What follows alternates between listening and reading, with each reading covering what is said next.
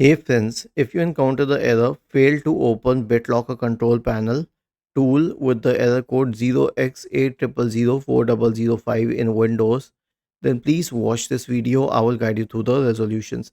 Now before anything else, just press the Windows key and the R key together to open the run window. Type the command tpm.msc and hit enter. This will open the tpm window.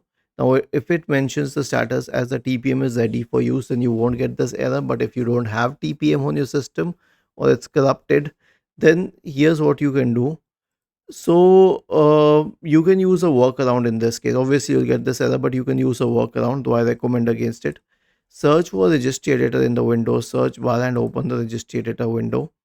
Go to HKey local machine, software, policies, Microsoft and Windows NT. Okay, under Windows NT, you will have to create a new key named FVE. So right click on Windows NT, sorry, right click on Microsoft and select a new key named FVE. Now you need to create a Diva 32-bit entry named enable BD with no TPM. Right click in the open space, new Diva 32-bit value, enable BD with no TPM.